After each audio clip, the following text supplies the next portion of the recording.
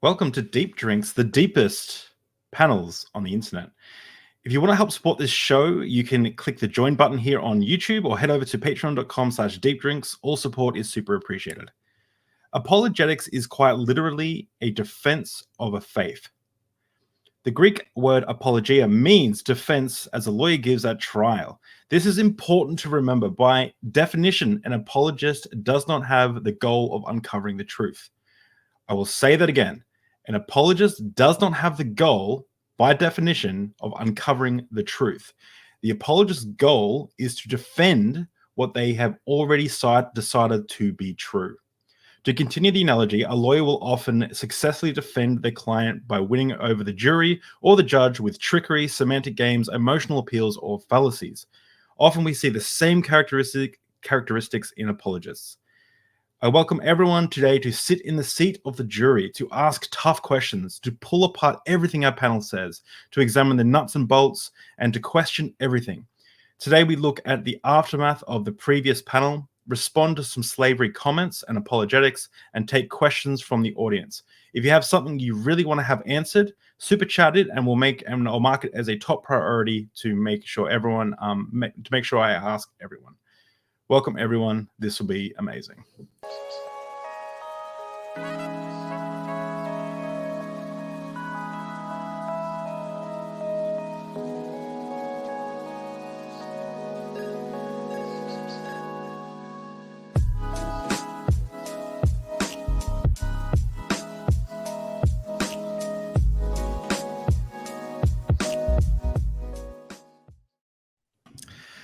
Welcome, everyone, to the Deep Drink Slavery panel number 2. How's everyone doing? Good. Doing well, thank you. How are you? Great. Doing all Really, right. very good. Very good. We're doing this every month now, eh? So it's always fun. It's always fun to hang out with you guys. I'd be keen to do it every month, but it'd be good to change topics, I think, because slavery is a little dark. If we could go through, could everyone just introduce themselves and just mention briefly what they've got going on, what are they currently working on, as well as what you're drinking. All right, I'm starting, right? Yeah, starting with Dr. Kill. Hi, everyone. I'm Kip Davis. I am a scholar in Second Temple Judaism, specializing in the Dead Sea Scrolls, with a particular focus on scribal practices, as well as the transmission of literature, many other things. I also run a YouTube channel just under my name, Kip Davis.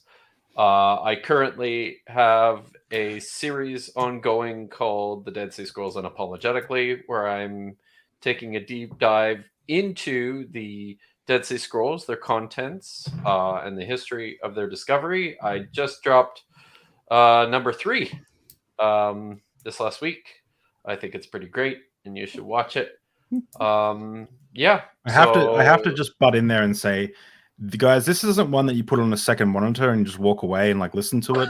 This is like, grab your favorite drink, wine, a coffee, a beer, sit back, and like this is really entertaining. This is like entertaining level scholarship. So thanks, man. And these map animations that you're showing right now, I'm very proud of this. I didn't do this. Yeah. Are you kidding? Good stuff. I got in touch with a great guy from Australia by the name of Lachlan Davis. He runs a channel called Bible Unboxed. He's a Ph.D. student in his final year. And he also does video editing and animations. And so he made that amazing map for me. But people should really check his stuff out because it's really good. Cool. Yeah. Oh, and and what are you drinking? I got the memo. So apparently we're all drinking the King of Beers today. Which is something I actually haven't drunk since I was in my early 20s. So we'll see how this goes. Awesome. Dr. Josh. Yep, Joshua Bowen. I'm an Assyriologist, and I minored in my doctoral work in Hebrew Bible. So I do a lot of that stuff online. I'm finishing the second edition of Did the Old Testament Endorse Slavery? The first edition was just over 200 pages. I'm sitting at 642 pages now, so it's going to be a little bigger. Just a little. But yeah, it's and Megan just recorded 3 episodes of the Misquoting Jesus podcast with Bart Ehrman. Very cool. So make sure you get over there and watch them as they come out. Nice. And just to throw a plug in there for Oz over on the Atheist Network group, he has rebranded, and the channel is now called The Flavor. And he and Jen are doing some awesome stuff over there. He's in the chat, so obviously get over there. And I am also drinking Bud Light. Went out there and got some. So there we are. It's awesome. Also, Dr. Dan. Hey, everybody. I'm Dan McClellan. I am I'm unemployed, really, but I tell people I'm a public-facing scholar of the Bible and religion, and I seek to combat the spread of misinformation about the Bible and religion. I enjoyed the conversation last time very much, and I am working on a handful of things. I'm on TikTok, I'm on Instagram, I'm on YouTube, I'm on Twitter, and I am at this moment uploading the very first episode of the Data Over Dogma podcast on our new YouTube channel, youtube.com/@DataOverDogma. We're looking at uploading 75%. We've got a couple of minutes left, and I'll make sure that goes live while we're in our discussion. I'm very much looking forward to having that podcast go live. And as like some of the other folks on the panel, I have adopted a life of beverage celibacy. I do not imbibe. However, I did go to my local Smith and find Budweiser zero calories, 0.0% alcohol. So I am standing in solidarity with the LGBTQ plus community and with Budweiser, and laughing at everyone going over to Coors without knowing that they've been doing this for many years. That's amazing. I have to also apologize, Dr. Josh. I meant to bring up your amazing book as well when you were talking, but definitely go over to Amazon. I'll be putting all the links in the chat as we go through to check out everyone's stuff, but I just wanted to also mention that we have that as well. Thank you. Dr. Jennifer. All right. Hi, I am Jennifer Bird. My PhD is in New Testament and early Christianity. I am somewhere between the full-timer and the Dan on this. So I'm partly employed as a professor, but I'm mostly working on doing public scholarship. So I have a YouTube channel also. I do little Does the Bible Tell You So kinds of 5 to 10 minute clips just once a week. Or I've done a series recently on reading the Newer Testament stories through economic and political lenses. Those are kind of fun for me, but not as sexy as sex, but that's okay. I also have a website. I'm getting ready to start a series of classes, actually doing a little bit of a virtual tour of Footsteps of Paul kind of a thing. I've taken those trips, so I'm going to try to make them available to people through like a presentation. We'll see how that goes. I'm not sure if people want that or not. I'm also doing a podcast called Wild Olive. The tagline is Game-Changing Conversation about Literature, Culture, and the Bible. And I'm doing that with a literature professor from Chicago. Thank you. Nice. Oh, yep. Wow. It's on iTunes and Spotify, anywhere you get your podcasts. Just fun conversations. Yeah, she's been teaching the Bible as literature for a while. So when I gave away a bunch of copies of Permission Granted, she snagged one, and she's like, "Yeah, this is good stuff for what I'm doing." So we've teamed up, and it's been really, really fun conversations for us. And I'm going to start working on my next book, which will be Before Reading Paul, Read This. So, here we go. Wow, that sounds like that's a good title. That's cool. I like that. Thanks. We'll see. It's going to be a long book. It's like what you need to think about before you go and try to agree with them. You don't have to, guess what, people? Let's keep these things in perspective. Yeah. Awesome. And at Bible Monger, Matthew Monger, how you doing? Yeah, I'm good, thanks. So I'm Mott Munger, as the Canadians call me, and Can we go with Moat? Moat. Then you're kind of bleeding into Dr. Kill. I thought it was that was French the whole for point. word. Thanks for calling my joke. So yeah, so I am. Well, yeah, I do have a job. I'm Lucky bastard. He's the only one. I am the only one here, actually. But yeah, I have a job. I'm an associate professor of Near Eastern languages and literatures in Oslo, and I teach all kinds of stuff. Have taught recently taught Akkadian and Syriac and Aramaic and a lot of intro to the Bible classes, stuff like that.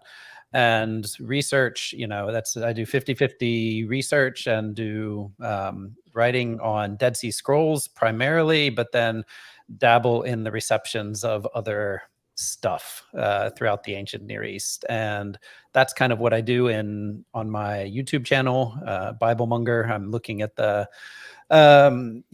receptions of earlier traditions in the Bible. And so I've started with some of the Sumerian Akkadian background stuff and looked at how that influences the creation accounts and the beginning of humanity. And then working on now a couple more of the receptions of the creation stuff in later stuff. So in the New Testament and then in the Book of Jubilees. And yeah, I'll just be kind of plowing through stuff I think is interesting. So that's basically all I do is talk about stuff I find interesting and try to go into kind of word by word, text by text discussions, because I notice a lot of times people say, well, I've heard that that's there, but I don't really buy the connections. And so I want to show people the connections. That literally the same words. Like, it's not like, oh, there's a couple of different flood stories. And they're like, sure, anybody riding on a river would think it's a flood. No, it's like, it's literally the same thing.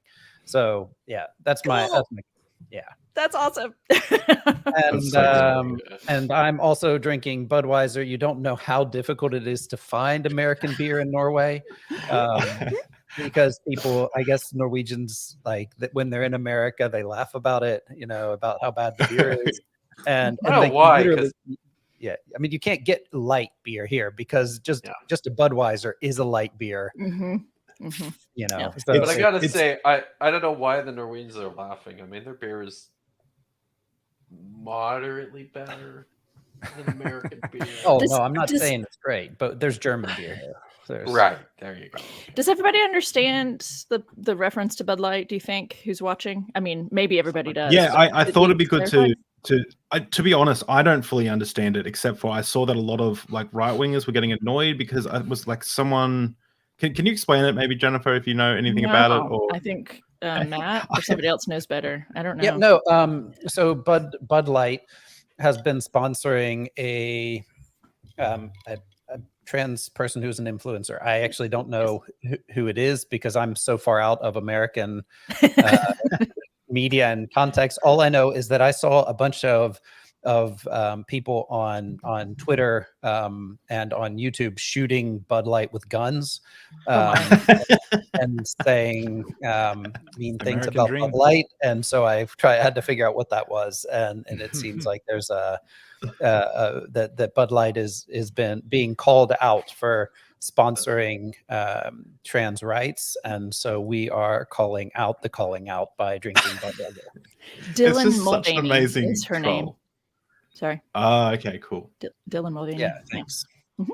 So I have a couple of quick super chats because last time I missed one and it wasn't good. So I just want to quickly read these out. Channel as a result of that. I was lucky to be raised non-religious. The atheists, this atheist is grateful to these brilliant panelists, plus the hosts like David, Derek, and Neil for enlightment in religious scholarship, fascinating cultural stories. Thank you so much, JC. I really appreciate that.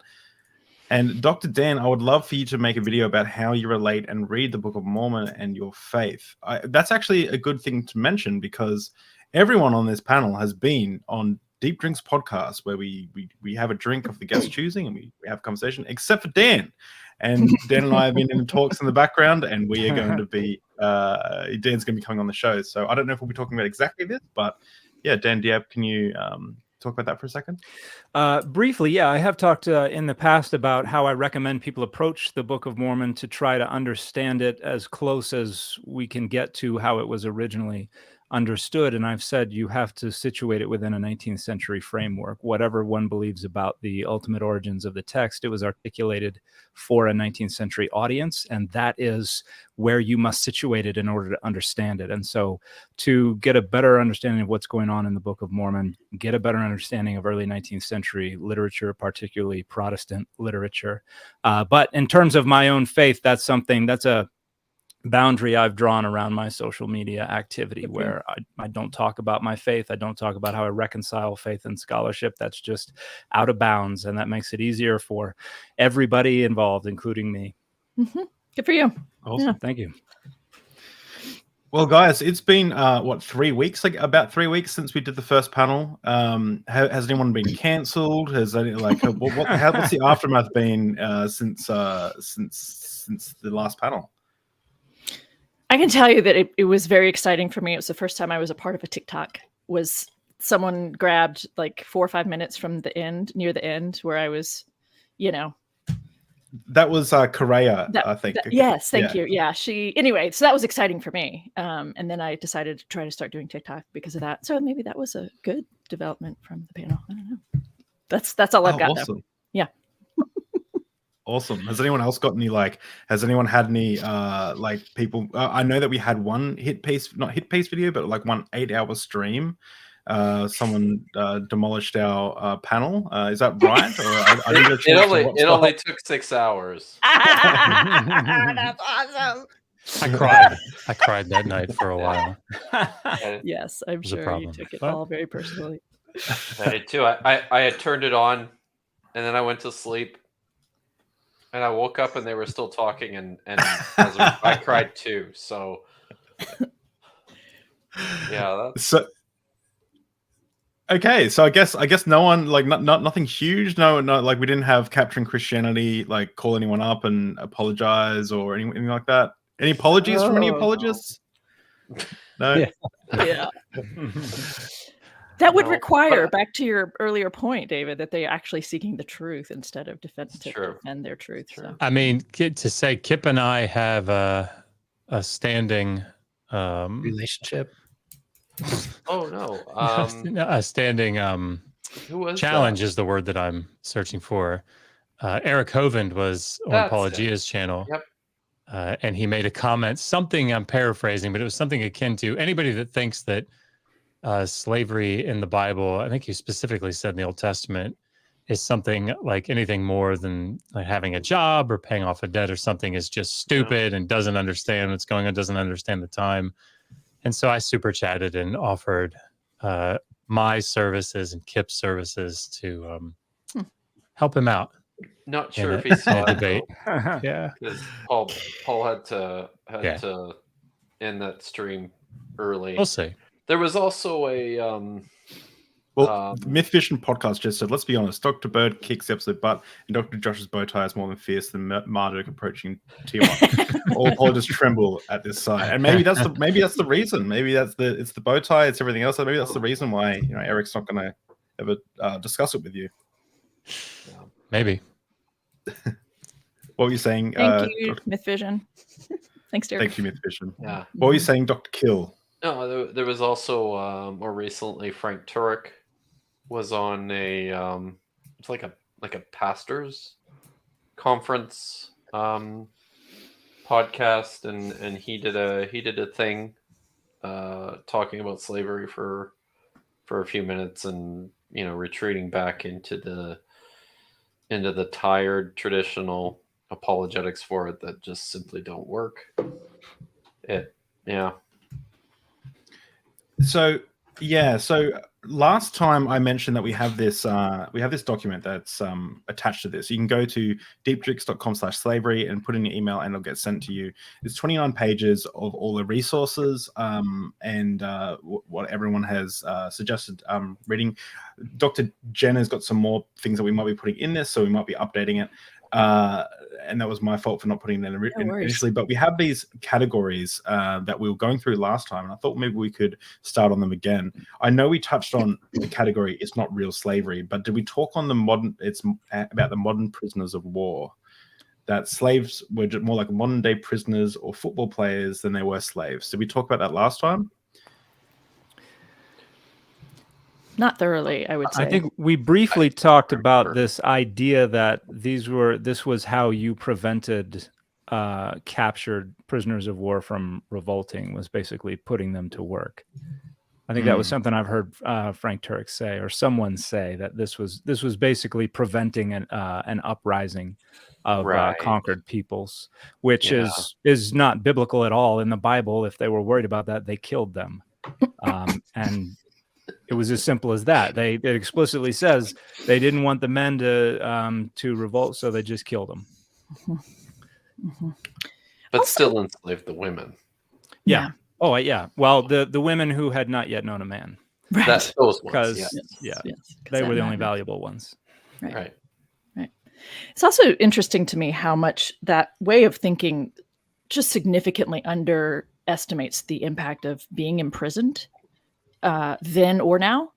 And when I saw some of the comments in the teased out version of category B, if they really were likening it to being in prison today, it just sends all the flags up, right? Like the whole issue of the same racism issues in this country, at least, right? With a white man saying being a prisoner isn't such a big deal. I don't know. Has he been to prison, and has he tried to deal with what it's like to live after being in prison and all of that like fallout? Like it's just got to calm down so I can make it through the hour. Okay.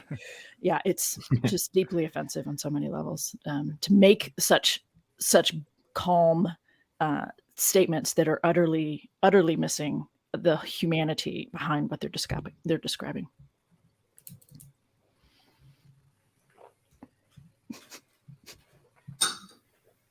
You can't follow that. Sorry. I was waiting for someone else to say something. We actually, I think maybe a good place to kind of jump off as well, and I forgot I did this, but I have a poll on YouTube where I asked everyone like which slavery apologetic would you like to see tackled the most, and the highest voting by 30% of the votes went to that God was working within the system of the time. Yeah. So I don't know about you guys, but I actually voted on the poll. I did too. And this is the one I voted for. And the reason I voted for it is because this is where I see most of the, I don't know if I mean, I would call it serious apologetics, but this is where I see most of the, I mean, arguments from people that I perceive are really trying to honestly grapple with and reconcile what the hell is going on in the Bible with their own beliefs, and I think this is invariably where they tend to end up. If you don't understand diacritics, this is where you have to end up. We'll certainly talk more about that too. I know. Sorry. And this is really I'm just teasing. No, what did everybody else vote for? I don't remember. I voted for like the third guy. I don't remember. It was he always picks C. Always picks C. Oh my goodness. So yeah, what would you say to someone who says, you know, that God was just working within the system of the time? I've heard apologists like my friend Michael Jones of Inspiring Philosophy. He will say, you know, like when it comes to, I guess,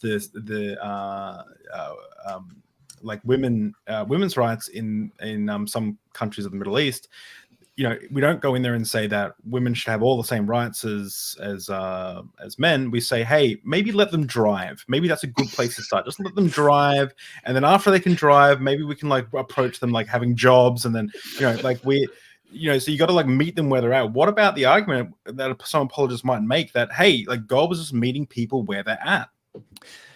Well, this is a brand of accommodationism, one, and you can't really gin up any data to show where this is the case and where this is not the case. You just got to arbitrarily say, it works better for me to suggest that this is the case. But when God says kill them all, what's going on there? We're not working within that system. We're just saying, oh, kill every man, woman, child, and thing that draws breath. If God is required to work within the system, then what good is God? And how can we identify those things that are within the system from those things that supersede the system and are above the system. Because if God is limited by our system, then our system is in control. And so it's up to us what God is allowed to determine as moral. Like there are just so many problems with trying to suggest, oh, that's what's going on here. But what about all the other instances where that just falls apart? It's silly. Yeah, I think this argument, and again, like people have written on it in the past 10 years. I think that it hangs sort of on two things. One is you have to see progression, like moral progression from the ancient Near Eastern law collections and what you see in the Hebrew Bible. That's step one. You have to be able to establish that according to their argument. And I think that's incredibly problematic. And I have a whole comparative chapter now and did the Old Testament endorse slavery, where I'm looking through all the ancient Near Eastern laws and the laws in the Hebrew Bible that concern slavery, and essentially making that analysis. Some of those are more progressive than the biblical law codes as well. And some of the biblical stuff is more progressive, right? Of course, progressive, I don't know. I think we got to be careful with that, because when you have a text that's written later in a completely different cultural circumstance, like, how far can we carry that? But, at least from the historical circumstances of that power. But, I think it's Bernard Jackson has like a whole, 2 full paragraphs about apologetics in his book on wisdom laws. But that's the first thing, is you have to be able to establish that superiority morally, particularly when it comes to slavery of the Hebrew Bible. But the other thing you have to then, I think, establish is moral superiority in the New Testament over, the Old. And again, I also think, and of course, not my field, Dr. Bird obviously could speak to that much more. But I think terribly problematic. But I think what ends up happening is you sort of get these ad hoc rationalizations. And I think we're going to play a game, and I'll be quiet, but I think we're going to play a game here pretty soon in light of this. I don't know where we're going to do it, but I think I'm just going to call it the Laws of Bible and Babel. And we're just going to read out a law and say, all right, is it from the Bible or is it from an ancient Near Eastern law collection? Awesome. And we're just going to see. Perfect. See how people do. I like it. That's actually super interesting. One of my first video on when I started this online religious talking stuff, it was actually, I took a verse from the Quran because I read the Quran and took a verse from the Bible, and I was like, and I changed the word like God and Allah, and I just put them in a Google form, and I said, who can tell the difference? And it's really funny. Like only a few people who were either in ministry or the Muslims could tell the difference usually. But most people, they got statistically the same as chance. And they were quite shocked with what they found. Yeah. That'd be really interesting, Josh. You do the same thing with the... No, sorry, I was going to say, you could do the same thing with the Dead Sea Scrolls too. Back when I used to go to church, I gave a reading one morning from the Choreo, the Thanksgiving hymns. And I referenced it too. I said 1QH, 19 lines 4 through 24, and it had people coming up to me afterwards going, "Where did I find this in my Bible?" Yeah, it's in Moses 9. There's 1QH. I quoted Lord of the Rings in a commencement speech I did. So, it's the whole deserves death. I dare say he deserves death. Many live that deserve death. Not too eager to deal out death in the name of justice. And people were like, "That's an amazing Old Testament passage. Where did you find that?" Nice. When I was an undergrad, I took a biblical law class, and one of the things I still have from that is ancient Near Eastern and Eastern Mediterranean laws. Nice. And it arranges it thematically. So it just gives a theme or a principle, and then shows all the different laws, whether it's Lipit Ishtar or Hammurabi or the Middle Assyrian laws or whatever. And it's fascinating to just scan through, look at a topic, scan through, and be like, this is all virtually word for word. You have different words for who this is, if it's a freeborn male citizen or what. But yeah, it's all so parallel. I'll give tell the difference. I'll give a quick teaser, I guess. So I have two appendices in the new edition. One is I give translation and commentary for all of the A&E laws. Wow. And I organize them thematically so that you can just go and look at them. And then I have a second appendix that's all the battery laws because they come up so often. And I organize them based on body part. And then I organize them separately based on the actual collection that it's in, so that I can show which body part each collection or which grouping each collection considers the most severe penalty. So then when you go to the biblical text and it says like 30 shekels of silver, you're like, what does that mean? Well, you can go look at the other collections, and of course the shekel might not be exactly the same, but you can see, it doesn't have to be. You can see translation or exchange rates on the side. Inflation. I do kind of get into that a little bit. But the other thing is I haven't seen anybody talking. There are two laws. One is fragmentary, so it's sort of a little up in the air, but scholars have translated it in this way. But there are two laws, one's from Ornama and one's from Hammurabi, in that middle broken section. That's what one of them seems to say that a master gets severely beaten. A free man gets pretty severely beaten for beating another man's slave, which, stands out. And the other thing is there seems to be a law that at least suggests that a slave is not to be returned if he's being beaten by his master excessively. So, that's sort of a problem when you for an apologist who wants to make a stand on something like Deuteronomy 23:15-16, it sort of throws a wrench into that. So anyway, I think forthcoming. I can't remember if it's the Hittite laws or the Middle Assyrian laws, but I think there's one where it talks about prices for men and women. I don't remember if they're slaves or if they're just citizens for like being killed or injured or something like that. There's one of them where there is parity. The price, the fine or whatever between men and women is identical. And it's the one example in all of these laws where when there is a cost associated with two equivalent men and women, that they're the same. I need to look that one up though. I wanted to do a little shout out to the quote you put up just a second ago, someone playfully suggesting that maybe legal abortion is God working with the system.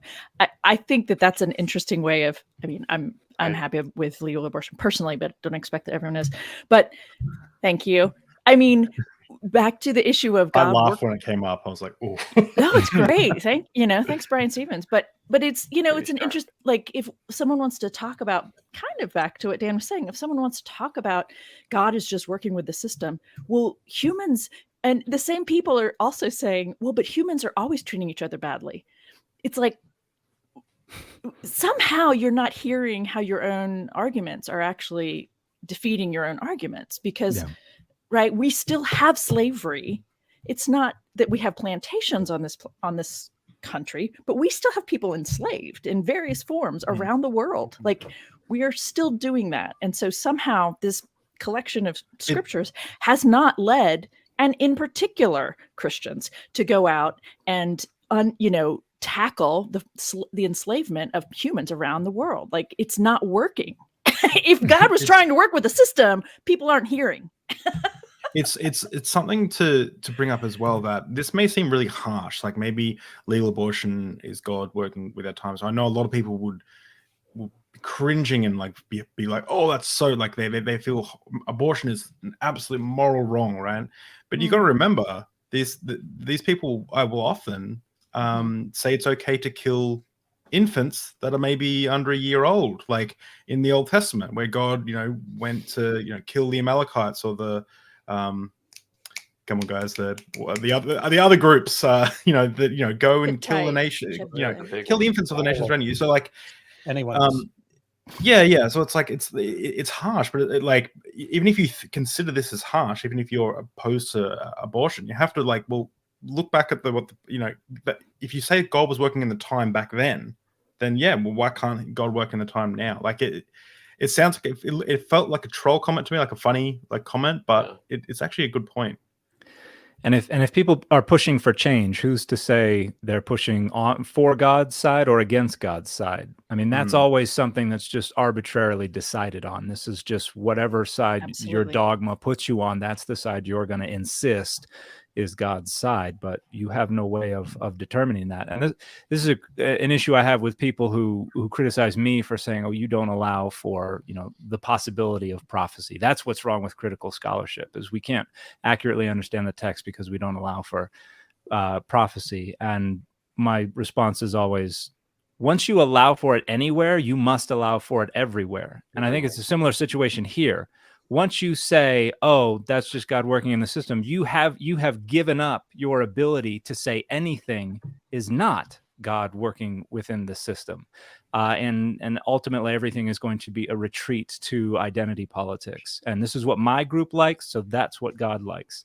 And you can't engage with the data on their own terms. It's always about, as was introduced in the very beginning, there's a predetermined concept or argument or position, and it's not about following the data where they lead. It's about getting around the data to arrive at that predetermined goal. Data over dogma podcast. That's where everyone needs to go. Can I say really great question. Just as you answer that, but she asked, what is the strangest religious law anyone has come across? And maybe people can comment down below. Thank you, D, so much for the $20 super chat. I really appreciate it. I'd like to say a few things about about this particular this idea of progression in the first place, because it brings to mind there was most recently there was a debate between Aaron Ra and Converse Contender about slavery, and this is the approach that William took. That's Converse Contender, and I feel like this is a place where apologists often will pitch their tent, is in this passage from the Gospels about how Jesus permitted, or Jesus talks about the permission of divorce, which is an indication that this is not the ideal, that we have to actually go all the way back to the Garden of Eden to see what the ideal was for people. And there was no slavery in the Garden of Eden, which is just patently wrong, because I feel like people have a tendency, because they don't carefully read the text, they have a tendency to think of the Garden of Eden as a place that Yahweh God created for people. And that's not what's going on there. It's his garden. It's his place. He creates the people, and the text tells us specifically what they're there for. They're there to serve and to keep the garden. And the two words, the word that tends to be translated serve is the verb avad, which is the same word from which the noun eved, or slave, and avda for the feminine form, are derived.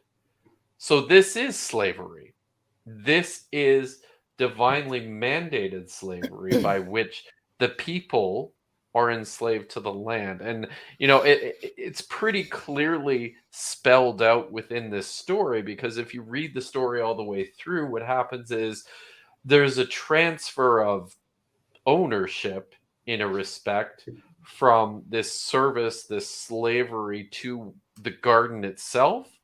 What happens when they leave the garden is the people then become slaves of their, you know, the land itself by their toil. They have to, they have to, it's the only way they can survive.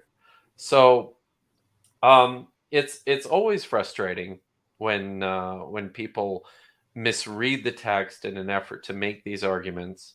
And it's also frustrating to see people enter these debates and talk about how they read Josh's book, and he just agrees with them on everything. So, yeah, One of the big difficulties, and this is something I think that is worth pointing out here, is that it's not easy to read critical scholarship and just get it. Speak for yourself. Yeah. Right. I mean, obviously David can, but the rest of us. Now, there's a book that gets cited all the time, and I'm thinking I've got it downstairs. Sorry, but it's maybe I have it. Let me. Oh wait, I don't have any books. Thank you. As you're finding that book, thank you, Skeptics and Scoundrels. Ding ding, round 2 of this noble endeavor. Biblical slavery is such an home run defeater against the idea of an omnibenevolent Yahweh. Watching apologists twist into knots defending it brings me great amusement. Thank you. So it's this one. There you go. Slaves and Households in Ancient Near East. This is edited by Laura Culbertson. So one of the things that happens all the time is that people say it's Laura Culbertson writing it, and then they'll quote anywhere in the book. Oh. I'm not saying that Converse did that, but there are other people I'm thinking of, and it's like Andrea Seri's article that they're quoting or something. But the thing is, they're using household as the sort of as the framework, right? If you think about the use of slave in the ancient Near East, there are all kinds of different contexts in which slaves can appear, right? You know, like a king can be a slave, or a human can be a slave to a god, or you have palace slaves, or you have household slaves. And so what they're doing is that they're trying to focus and say, we're going to look at slaves in the household. That's how we're going to narrow this down, so that we can try to, you know, in the same way that one might say we're going to look at slaves in the Old Babylonian period, or we're going to look at slaves in the Neo-Assyrian Empire, or whatever. But the problem is that causes confusion, one, for a lot of people, just that point in and of itself. But there's a quote in the introductory chapter by Culbertson, where she talks about the definition of slavery and how it's so difficult to define it. And paraphrasing, she says something akin to like, we don't have a definition of slavery. And that's often interpreted by people to mean, oh, there is no slavery. Mm-hmm. Right, like, right. No. In the same way that there's no one definition of run. Like, what would that one definition of run be, right? Because that incorporates a refrigerator running, and a car running, and a person running, and a person jogging, and a person sprinting, and your nose running. Like, what is the one overarching definition? That would be really tricky to do, I think. Well, if I may butt in briefly, Please. this is the center of a lot of research that I do. The fact that the notion that we can define conceptual categories is fallacious, because traditional definitions, the process of defining is a process of gathering all the members of a given category and then trying to reduce them down to the shortest list of features or conditions that are necessary for inclusion in the category and sufficient for distinction from all other categories. And this assumption that any category can be reduced down to a short list of necessary and sufficient features requires that a category be built on shared features. And that's simply not how humans create, learn, or use conceptual categories. There have been decades of cognitive research on this that demonstrate humans learn categories by developing what we call a cognitive exemplar or a prototype. And this is very close to Plato's idea of a form. By seeing things being used, we gain all these experiences with things that are labeled this way, and we subconsciously develop this cognitive exemplar. And then something is a member of that category if we perceive sufficient proximity to that prototype, which means category membership is graded, which is the foundation of this research. A bunch of researchers found out, hey, there is fruit that is consistently considered a good example of fruit and consistently considered a bad example of fruit, like figs and avocados, olives, these tomatoes. These are things that it's like, man, not really. And because we don't create categories with these necessary and sufficient features, and an illustration I always do of this, when people are like, well, you can't define that, that means, it doesn't exist, whatever. I have asked literally hundreds of people in over a decade to define furniture for me on the spot, and no one has ever come remotely close to any definition in any dictionary that I have ever read.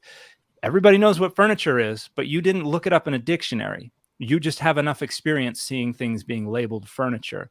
And what definitions do is they create boundaries around something. They say it is 100% the thing until this boundary. It is 0% the thing on the other side of this boundary. It creates a dichotomy, a binary, and that is very useful for structuring power. And so if you have a definition, you can say, here is the boundary. The problem is that is not how conceptual categories work. So you cannot define slavery. If you try to, really what you're doing is just saying, I'm proposing we put the boundary here. And that boundary is going to be violated. And when people try to insist that the boundaries are firm or strong or clear, that's just saying I need it to be there in order for my structuring of power to hold. So when people are like, well, define that, I go, no, you can't define it. And that upsets them more than anything else in the world. But the reality is these categories that build on social constructs, these conceptual categories, you can't really define them effectively, empirically, objectively. You can just assert that there's a boundary there. So that was my rant. Sorry about that for interrupting, great. Josh. But I just wanted to give that little, when people talk about not being able to define slavery, that doesn't mean there's anything wrong with the category. That just means it's a conceptual category. And just like furniture or game or God or woman or racism or any of those things, you cannot reduce it to necessary and sufficient features. Apologies. Go ahead. That's amazing. Guys, we're going to, this is quickly, the time is quickly catching up with us. We're only going to be doing about 90 minutes today, or maybe up to 2 hours if we can, if maybe not all guests can stay. But I did want to say, if you do have any questions, make sure to super chat them and like this stream. Let's push this stream out to send this to your fundamentalist auntie, send this to your crazy stepdad. Just do whatever you can. And if you like the content like this, we have some amazing panels coming up. We have a panel on purity culture called Purity Culture Horror Stories with this lovely group of people, which you can check out. That'll be happening at the end of the month, and we'll be doing a charity stream in the future. Let me just quickly, before we move on to some Q&A, let me just quickly show a quick trailer for this Purity Culture Horror Stories panel.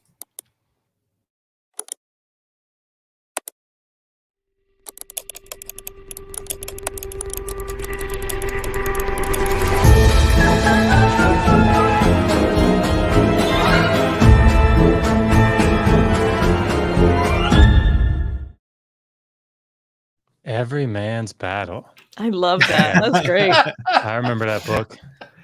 I think you taught from that book as well, Josh. When you're a pastor, I did as well. It definitely ruined a lot of my life. So yeah. Isn't that where the eye bounce comes from? That's where I learned it. Where you what? The eye bounce. You're like driving along, and there's a pretty girl walking, and you bounce your eyes off her. that where Yeah, that came from? mouse. Or was that dolphin? I That's think that's fantastic. where I got it. Yeah, mouse. It's and what's super interesting about the panel, not to keep going on about another panel when we're on this panel, but I've noticed that having conversations on Deep Drinks, there is a very different perspective between someone like a woman growing up in purity culture and a man growing up in purity culture. It's very and they both have their problems. Like, I'm not saying one's worse or better than the other. Like, it's just it's just wild. And because it's so unhealthy. There's no way around yeah. it. It's just so unhealthy. So of course it's problematic for everyone, Yeah. Yeah. So but thank you. I want to grab just something looking at the comments here that it seems like not everyone is convinced by Dan's a very astute cognitive linguistic explanation of categories. So I think we should take that and then look back at the slavery thing so that we make it clear that we're not avoiding talking about slavery or the word slave or anything like that, but that we're using cognitive science to help us understand why you can't just write off the question by saying, well, my definition of a slave is what was in the antebellum South. Yeah. Therefore, what's in the Bible isn't slavery. And so what we're saying is that by picking one definition, that you decide what are the necessary and sufficient items that will be in your list of things that then excludes the Bible. We're saying that is not a valid way of using definitions. Exactly. So, and that was something that came up, I think, last time, the idea that it's not race-based.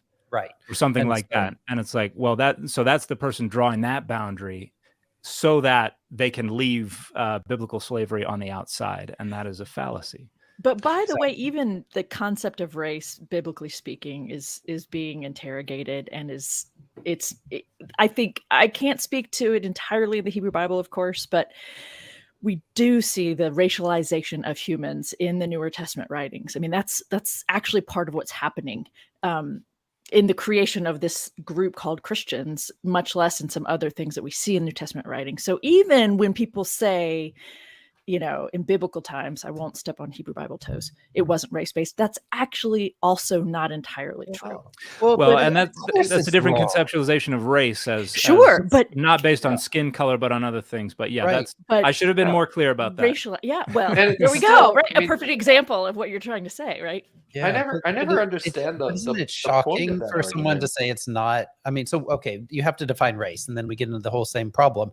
But then, if people are using the word race to only mean skin color, right? Is That's that not what. Yeah, and that's not, so. And okay, that's fine then. If we're only talking about skin color, and their argument is you would never tell the difference between an Israelite slave and another slave because their skins would be similar colors. That's not how I think of race, but that's fine. We don't need to define it. If we want to talk about inclusive or exclusive groupings, right? Then the Bible, the Old Testament is very clear. Your fellow Israelites, you don't make slaves for eternity, but your other peoples living among you, you can make them slaves. Yeah. And so it's, Josh can fill in the blanks on my bad. There's still all kinds of othering that's going on throughout the Hebrew Bible. And I think it's interesting that once we get to Deutero-Isaiah and we have expanded Adonai's sovereignty to the whole earth, now we've got to grapple with, oh, great, now everybody's included. Ooh, how are we gonna reconcile everything that's come before, which is very ethnocentric in a lot of ways? And then you've got to kind of, we're chosen people, the peculiar possession, all this kind of stuff. And even today, we've still got to renegotiate with all of this. And you still have Christian nationalism, I think, is a reflection of people who want that ethnocentrism and are finding it in the early parts of the Hebrew Bible, and then are paying lip service to the later parts of the Hebrew Bible. And then you even have in Revelation, it's like everybody's been killed, and now we have this new Jerusalem, and all the nations are pouring in. It's like, we just killed all the nations. This is supposed to be everybody. Everybody's already here, and we've got these ideologies that we're kind of picking off one at a time with these developing these concepts, and then when you try to create an overarching systematic approach to it, it just doesn't work. And gives people fuel for all kinds of different arguments. I don't know where that was going. That was not systematic at all. So please excuse me. I love this. This is what we do in Deep Drinks, especially when the Budweiser's it's the exploding, even Budweiser the non-alcoholic ones. Yeah, even the the non-alcoholic. non-alcoholic. Bud. People wanted us to touch on the Christian abolitionists helped end slavery, as if that meant that.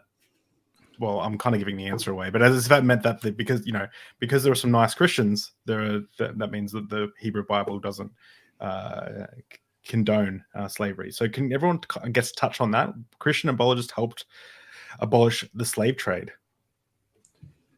So therefore, this is what we already talked about, that you're using the social structures, the social movements of your time, and you find your God and your theology how you want it. And so finding support for that in the Bible wasn't the problem.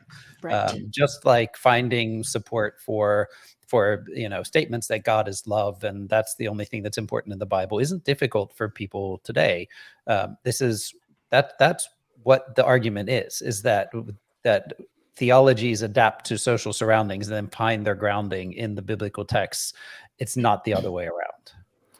And there were Christians on the other side as well. Exactly. It wasn't just enslavers and abolitionists. There were those who were more, I don't know what they called them, incrementalists or whatever, that wanted to kind of slowly move away from slavery rather than just abolish it. And all of them appealed to the Bible. All of them had passages that they could use to support their case. And so to say, well, turns out it's all good because the abolitionists were Christian is little different from saying, turns out since Martin Luther King Jr. was a Christian, there's no racism in Christianity. There absolutely is, because it was Christians who were on the other side of that as well. Yeah. There's a great book, by the way. I mentioned it on a TikTok video recently called The Book That Changed America. Has anyone ever heard of this? It's a discussion of how certain leading intellectuals in America in the mid-19th century were grappling with origin of species and the relevance to the debate about slavery and the origin of humanity. But it's a fascinating book. Talks about monogenism and polygenism and different theories about where humanity came from and how justifying the enslavement of Black folks, even whether or not we believe they are humans or descended from Adam and Eve. It's a fascinating discussion. Wow. In this same vein, I've seen people bring this up, that the slave Bible, which I believe is there's a copy at the Museum of the Bible, if I remember correctly. But the argument goes something like the slave Bible had to cut like 90% of the text. Which indicates that so much of it is about is about reform and is about freedom and is about. But I feel like people have difficulty as biblical scholars. This is one of the things that I think we encounter and attempt to correct and help people see more often than not. Is that a modern understanding of the text does not align with a contextual ancient understanding of the text, and even texts in which we have come to understand as texts of liberation, oftentimes are completely antithetical to that. Just simply off the top of my head, so much of the liberation promoted throughout the Hebrew scriptures, at least, has to do with liberation of a specific people from a specific type of bondage. It's limited. It's always just restricted to a single group. It's never challenging the structure. It's always just saying. It's always saying we want to be on the other side of it. Yep. Yeah. Or I would say that what happens a lot with the texts in the Newer Testament, people are taught to read them through a spiritual lens, and this is all about a spiritual salvation. Instead of, I did like 4 or 5 of the last videos I've done are on, no, Jesus is actually talking about physical exploitation, physical, financial exploitation of most of the people. And we're taught to read that as a spiritual thing, not as, and make it into an analogy. So even some of the texts that are about, like, let's address these issues, are people are taught very intentionally to not see them that way, because that would make for a lot of work. James is a good example of that. Pure religion and undefiled is this, to clothe the naked and visit the fatherless. And but it gets subordinated to Paul. And he said, right. No, that's not really what James is saying. Right. Yeah. Yeah. And Paul is, unfortunately, the king of redirection from what actually got Jesus, I think, if there was a person, blah, blah, blah, worked up, right? Is he's just reinterpreted the whole message through a spiritual lens. And it's unsettling. Dr. Cheryl, who's one of the original 12 Deep Drinks disciples on Patreon, asked, what is the most problematic assertion you've heard an apologist say regarding slavery? Well, right off the bat, I think it's disgusting when apologists talk about how great the slaves had it. Oh, yeah. Yeah. I think they were part of the family, as Paul Copan says in his book. They were part of the family. Yeah. I think. Sorry, go ahead. Oh, that's what I was just. Sorry. Yeah. You keep going. I was just kind of. We recently had somebody say something about most slaves enjoyed being slaves. Is that? Oh, that was a TikTok video. Or I think recently, right? Just within the last day or two. So it's better than our own social services now, kind of thing. Oh yeah. Yeah. I mean, and again, I think some of this goes back to just how just how much people misunderstand how difficult life generally was within the ancient world, right? I mean, we have I mean, this is we live in a virtual paradise from the perspective of a first century person life. Just by the conveniences of life that we take for granted today, and I tend to think this plays into it a lot. And I'm struck by, again, I'm going to bring in the whole kind of the same angle. I'm just struck by how many different times and ways these comments that are being asserted are seem to be ignorant of exactly what you just said, right? To say that, well, the texts don't say anything about X, Y, Z, so X, Y, and Z weren't happening, right? That's just ridiculous, right? We know what happens when people are enslaved, and we know the things that go on, and an enslaved person is at the ready and at someone else's service 24/7. There was a comment about the security that the enslavement would provide. It was like, excuse me, security? Like, that's the last thing that you're getting. You might have a roof over your head and you might have meals.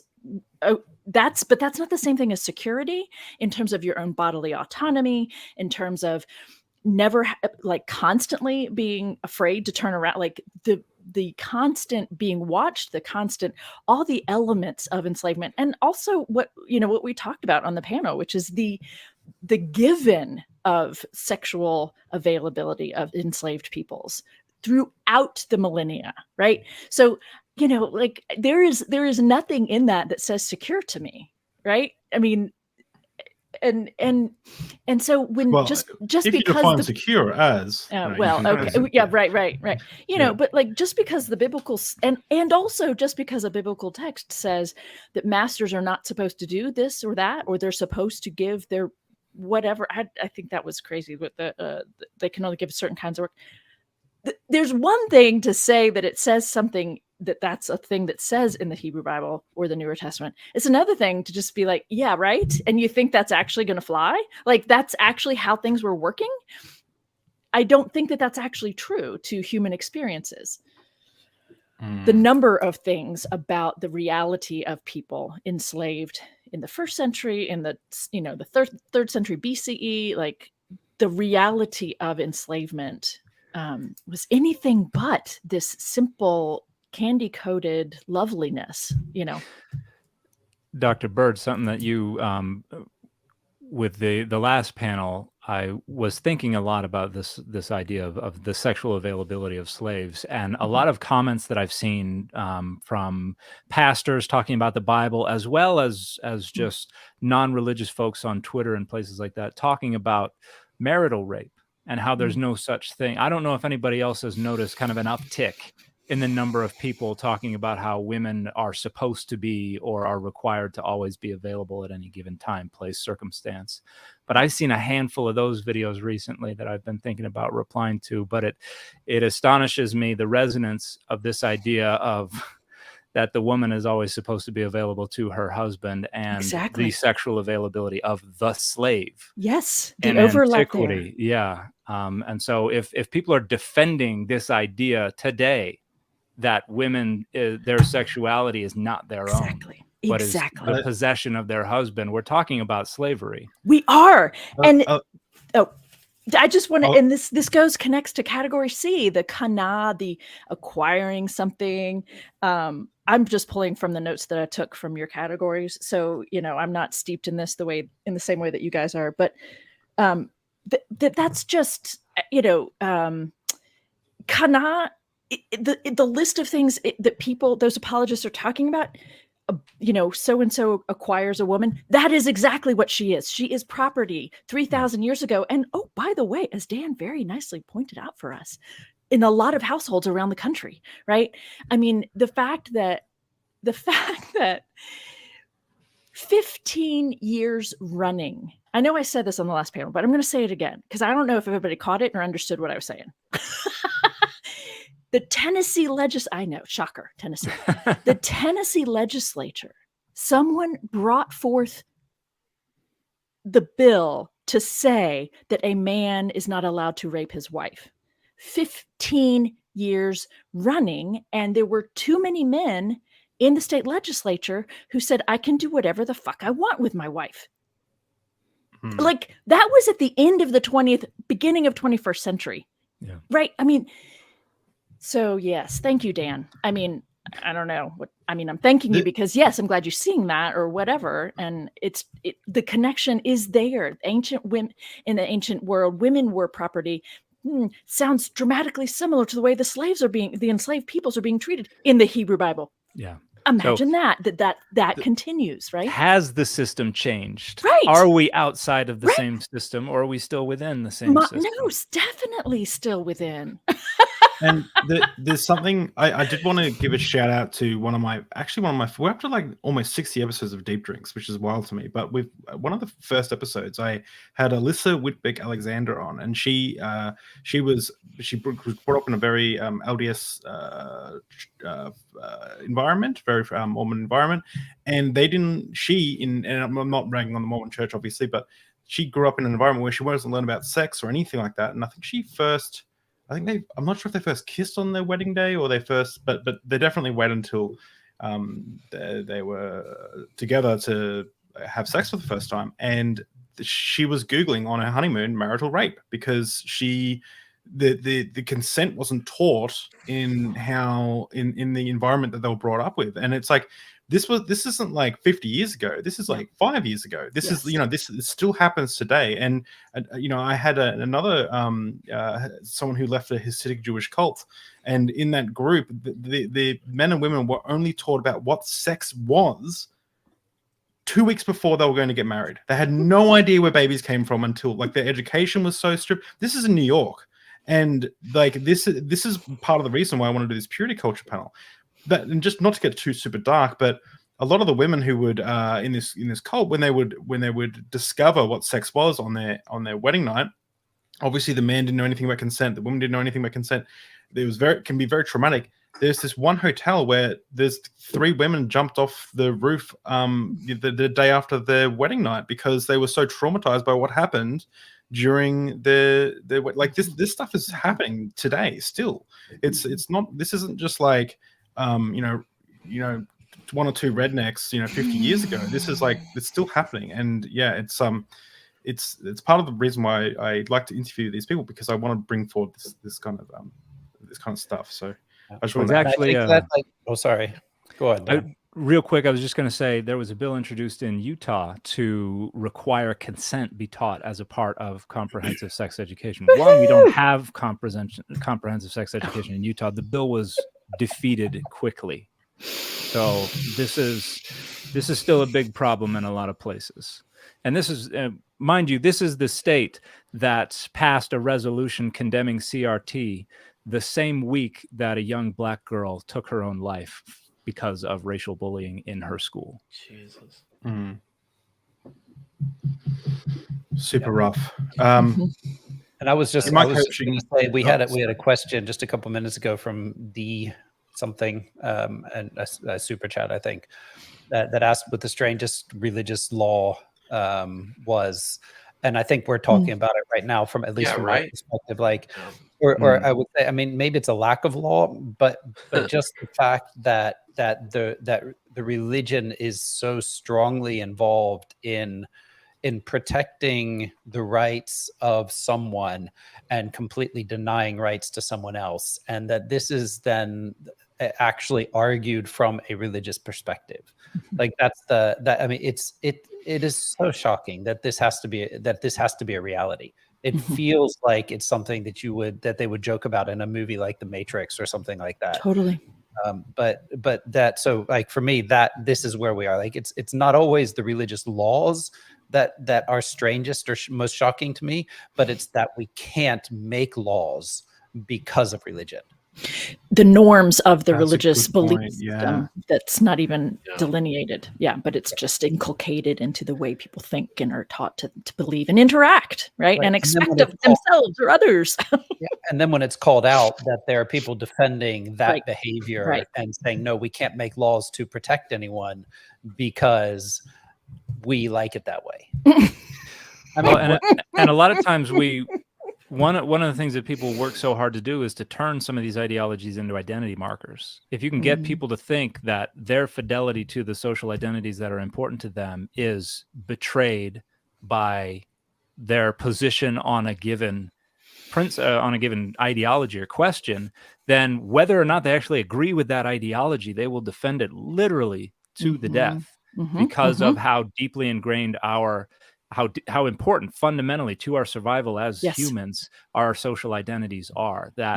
And so people are now strategically, intentionally making things that, like gun rights, like CRT. I think this architect of this anti-CRT stuff explicitly said, we're rebranding, we're freezing their brand, and we are going to poison it so that every time they hear CRT, they associate everything that conservatives hate with it.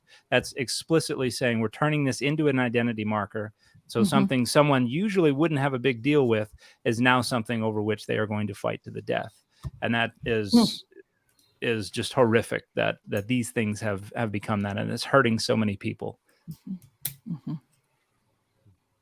It's interesting that a lot of people, I feel like most people they believe that what they're doing is helping people, right? Like I used to have, and this is just a random aside, but I used to have a lot of people, a lot of pastors or not pastors, but people in ministry with me tell me that they were being kind by telling, the homosexual that they were going to hell if they continued their lifestyle, because why wouldn't you? You'd have to, if you truly believe they're going to hell, that's something you need to kind of shout from the rooftops, right?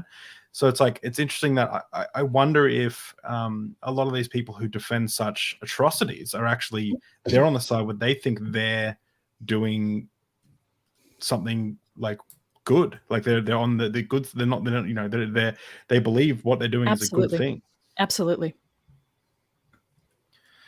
Yeah. So this is one that one more kind of another area that a lot of people want to hear about was, where do you guys get your morality from? And I mean, this is a question that is so eye roll. Right back. Yeah, it's so eye rolly for so many people, myself included. Where do you get your morality from? But I want to kind of steelman the position, because and get a response from you guys, because it's like a lot of people have reached out to me and said, how can you say that slavery is wrong when you don't have a moral, like an objective standpoint in which to measure all goodness from? Like, how do you do that? Like, if we are just molecules in motion, if we are just, you know, just there's no purpose to life, if there's no one drawing a line in the sand and saying this is okay, this is not okay, where do you get your morality from? And I mean, there are people here who don't believe we're molecules in motion. Obviously, we have some people. Some of you guys are religious, so it's like it's not. This isn't just like. I mean, where do you guys get your morality from? I just don't fucking know. I really don't. So we need a philosopher, a moral philosopher to join the panel. Yeah, so I'll give the answer that I give, not being an ethicist, and that is, well, do you think slavery is wrong? And if they say yes, I say, well, we agree, we can move forward now. Like, yeah, I don't know. I'm not a moral philosopher, and if you want, why, Josh? Why? Yeah, but it doesn't matter, right? Because in the discussion, if they think slavery is wrong, then that's all that matters here, right? Because you're then having to defend something that, you know, an atrocity that you think that your book that is something that is wrong, that I am saying your book or your religious position defends. And so it doesn't matter if I think it's wrong. It's irrelevant. It's only from your position that it matters. But yeah, I start. I take that as axiomatic from what I know. I say, yes, I believe that rape is wrong and murder is wrong and slavery, owning another person as property, is wrong, right? I don't lose sleep at night not defending that. Right? If that's the worst of my problems, that I can't tell you why owning another human as property is wrong, like, I'm doing okay, right? I'm doing okay. So I think, like, for me, it's important to distinguish between descriptive moralism and prescriptive moralism, I guess, like, if we put it in those terms. Like, so I'm not a moralist, no, moral philosopher, as they're called, or a ethicist or anything like that either, but I do think about this a lot because I do want to be a good person. Like, I can make that statement. I would like to be a good person, and then I have to think about how I would define that, and that's how I would define that, and what that means has very little to do with my thoughts about God and very much to do with my thoughts about other people. And so while I can say that, sure, I learned a lot of things from a Christian upbringing and things like that, I also learned a lot of bad things from that. And I see now that I actually treated people pretty poorly in some times in my life because of what I learned to do from my Christian upbringing. And so for me, being able to think what would be good, I don't need to reflect on any relation to an ultimate standard of anything. I can look around and experience that sometimes I do things and it causes much pain to those people that I don't want to cause much pain to. And those things, I think, then are less good than the times when I do things which bring joy or goodness to those that I want to be good to. And I know this is a very simplistic way of looking at it that doesn't solve all of the giant moral issues out there. But I think owning someone causes great pain to someone, even though it might bring great joy to someone else. Like, I think there's a situation there where there's just, it's not good because it's bringing so much pain. And again, like, being a simplistic moralist in this, I think there are just quite simply, there are values that we can have that are completely independent of whether or not those values are prescribed by a divinity. those things we can work out on our own and don't have to have a standard other than our own. And it may be completely subjective, but that's fine for me. And it's subjective for everybody. Even divine command ethics is ultimately imposing its own will upon what it's interpreting in the Bible. The text has no inherent meaning its own. People are constructing that meaning in ways that are going to be helpful or meaningful to them. And so even divine command ethics is subjective entirely. And I mean, if you take moral philosophy, even at an undergraduate level, that's stuff that's going to be covered pretty early on. That divine command ethics is just one of a number of ethical frameworks, and it does not have the corner on any of this. But can I just point out, because I understand why the question is being asked, and I think it's important to think about it. But in a discussion about this with somebody, this is 100% a dodge. It's a way of them trying to get around what the text says. Don't let them do it. Don't get sucked into a discussion about where we base, where we get our morality from. It's in this discussion irrelevant, in my opinion. And I feel like I've had a lot of these discussions. You tell them, hey, you want to know about moral grounding? Go find yourself a philosopher that deals with ethics and morality. Here, you and I hopefully are starting on the same foot, that you think that owning another person's property is wrong. If you don't, you're just more dangerous than I thought. But if you do, now this is where we go from here. It's an absolute dodge. I would totally agree with you, Dr. Josh. But the thing that kind of bothers me about all of this is that it's clear that it's not like people don't get the morality from the Bible. Like at least the whole field of apologetics is, I guess, two things I'll mention. One, the moral philosophy is not a solved philosophy. Like it's one of the major philosophies that people argue about all the time. People have different perspectives. But two, if I go up to an apologist and say, what about, take the virgin women for yourself? What about slavery? What about, genocide? What about flooding the entire earth?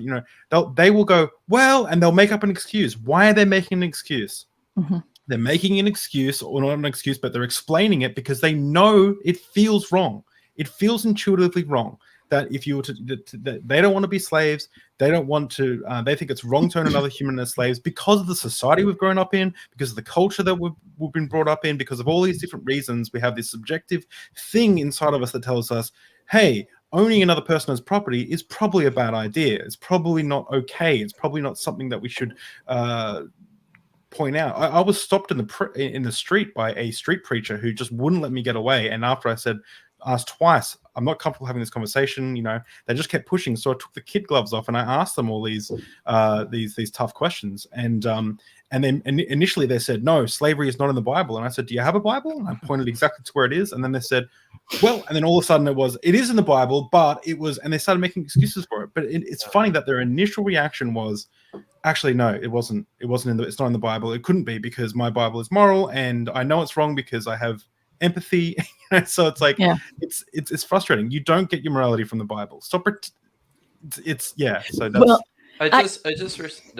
So I'll be quick. I just wrote something recently, and I concluded it by pointing out that the apologist I was addressing cannot read his Bible without first reconstructing it to fit with his view of God and with his view of reality. And that's really the issue here. And that's what apologetics is about, right? And this just goes to show, I think like Josh and Matt and everybody is saying here, that when you get right down to it, nobody gets their morality from the Bible.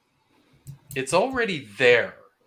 What Christian apologists are doing is just shoehorning the Bible back in to what they already know to be right or wrong. Go, Jen.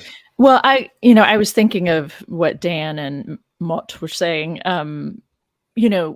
I actually can say that I'm a much better person now that I don't feel like I have to live up to what the Bible is saying. And I don't have to defend it. When someone points out to me something that's just awful in there, I don't have to accommodate it and find a way to make it better, because I'm free to actually look around and have some eyes and listen to other people's stories and understand what other people are going through and learn from someone else about what this kind of lived reality was actually like, so that I can have a better, deeper understanding of what humans are doing to each other, so forth. So regardless of where it's starting, it's defending an ancient collection of ideas first is not going to help me be a kind, moral, loving, compassionate person. It has not been the case for me. Yeah. I have become much more all of that now that I do not have to make sure that I'm not offending something or someone.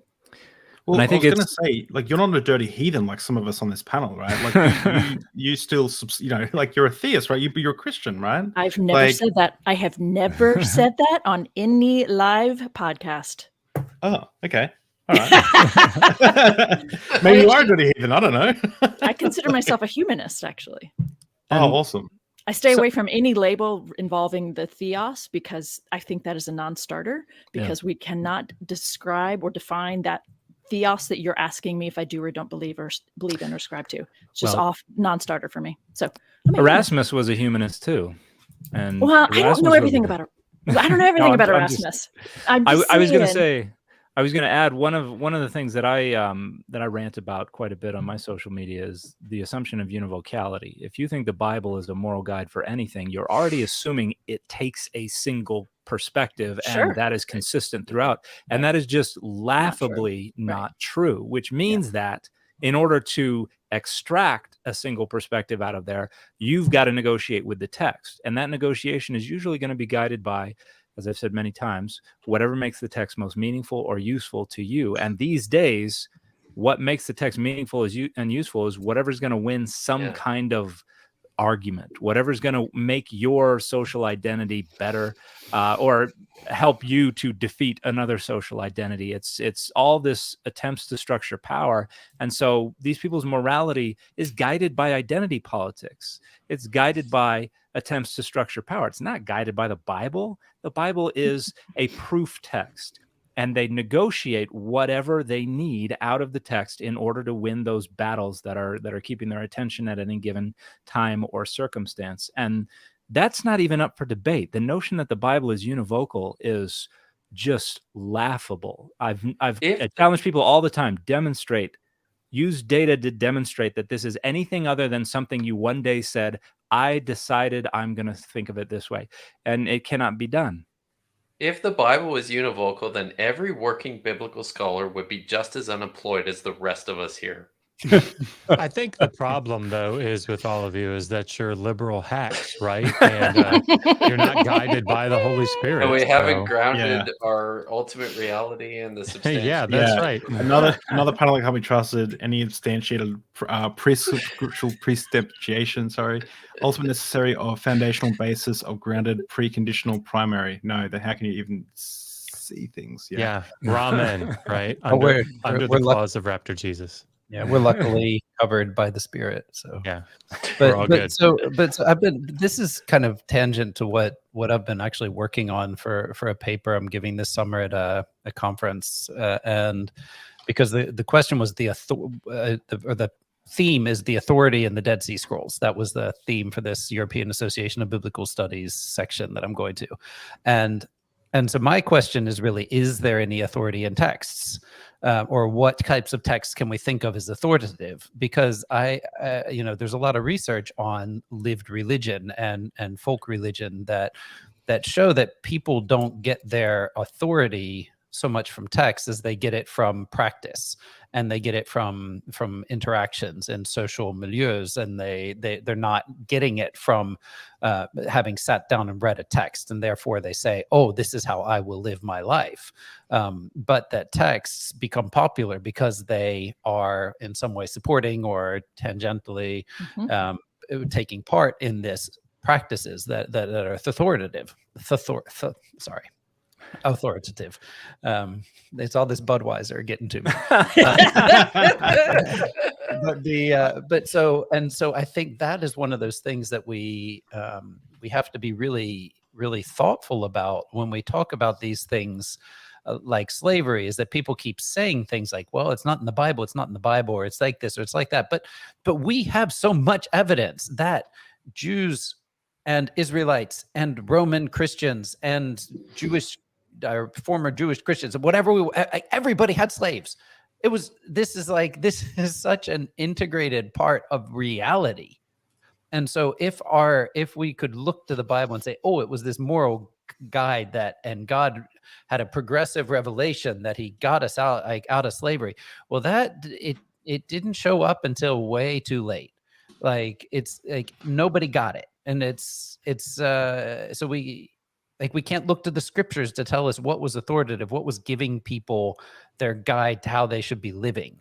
Like there were other factors in play that were helping people decide what they should do or not. And so we kind of, even if the Bible was very clear that slavery was a bad thing and people were still practicing slavery, what will we do? Like, what would we do if Israelite practice all through their history was to have slaves, and one text in the Bible said slavery is bad? You know, I don't know, but it's just like we tend to overplay scripture, I think, in all these discussions as something that was much more meaningful for a long period of time than it seems to have been. And so we can just throw out Jonathan Adler's new book about the Torah being read. Yeah, you've got it right there. It's a great book. Really good book. Like if people are going to buy one book that is over all of our heads that we'll have to read a few times to really really get, that's the one. Guys, Dr. Bird has to leave to go enjoy the rest of her day. So I do want to quickly just shout out, you've got this amazing book. I recommend anyone reads it, as well as your podcast and your YouTube channel. Thank you. Oops, I appreciate that. I missed the YouTube channel, but it's here somewhere. That's all right. That's all right. Yeah. So is there anything else you'd like to say before you duck out, Jennifer? I am grateful to have been included in this gathering for the second time. So thanks for having me. It was fun. Thank you so much for coming. It's been really great. Yeah, thanks. Bye, Jen. And we have some more exciting news. Dr. Dan McClellan just released his first episode of Data Over Dogma. Guys, go subscribe. Data Over Dogma. It's in the chat there. We're at 2 subscribers. I'm the second one. So let's see what we can push this up to. The episode here is first episode is just released. What perfect timing. Awesome. Well, I'm going to refresh this page later on in the conversation to see what the Deep Drinks community can bring this up to, because I know it's going to be an awesome channel. Can I? Yes. So one of the things that I have found is that there are lots of people that go on to their own YouTube channels and make these bad arguments about slavery in particular, but they either don't engage directly with people like us, or we will not any longer engage with them. And so what I want to make sure of for people that are watching here, or people maybe that are watching later, if there are ever arguments that you hear from people and you're concerned, hey, maybe that's a good one, maybe that's something that actually has some teeth, and I haven't heard Josh or Kip or Dan or Matt talk about this, this right now would be a good time. We're happy to talk about those things. But even afterwards, certainly email us or put comments in the video here, and I'm sure David can get them to us. But if there are questions, I'd be very happy. If there are arguments out there that people are like, I just don't know the answer to this, man, I'd love to tackle them here. if you want. And that goes back to something I said at the start. Like, pull apart everything that's being said here. Like, we're not doing the job of defending a worldview here. We're just trying to talk about what the text actually says. We're doing the opposite of what some apologists do by definition. So yeah, please ask questions. Not defending a worldview, no, but I think we would all agree that what we are trying to do is make this world a better place. Right? Yeah. So and there's another dodge right there. Speaking of that, Kip, right in the side chat. Right. Oh, well, the Bible can't be, I guess is the logic here. The Bible didn't endorse slavery because the panelists, we don't know if they're actively giving money to charities to end modern day slavery. Seriously. I mean, that's some solid logic there. Way to go, Otangelo. I am converted. Idiot. Sorry, that was wait, very I didn't direct. even see that. Oh, wow. We have the infamous. I think he wrote a book, eh? Neil deGrasse Tyson, bless you, sir. The Shroud of Turin? Oh, no. Amazing. So, you're muted, Dan. Hopefully OU Operation Underground is not what is being referenced there, because that organization is not really helping to end much of anything at all. I don't know if any of y'all know Operation Underground. No, can you tell us a little bit about it? Oh, it's this is a somewhat notorious Latter-day Saint Operation Underground Railroad. Sorry, OUR. It is run by Timothy Ballard, who has been trying to position himself as a superstar, who basically tries to organize these raids and tries to set up sting operations for human trafficking and stuff like that, but has used a lot of the money to promote himself and has been accused by a lot of legitimate anti-trafficking organizations of actually exacerbating the situation and making things a lot worse. And even like selling, well, I don't know what all the accusations are, but there are lawsuits pending and things like that. So when people bring up being anti-trafficking, anti-slavery, and talk about Operation Underground Railroad, that's not honest. That's not helpful. Thank you so much, Nidhi. I loved the presentation of early Christian slavery in the first panel. Also, killing it with the definition explanations from Dan. Thanks. It was got to thank the Budweiser Zero. Yeah. And on to Langelo. I forgot. I don't know how to pronounce his name. No, that's right. Okay. I debunked on to Langelo on the Shroud. He blocked me.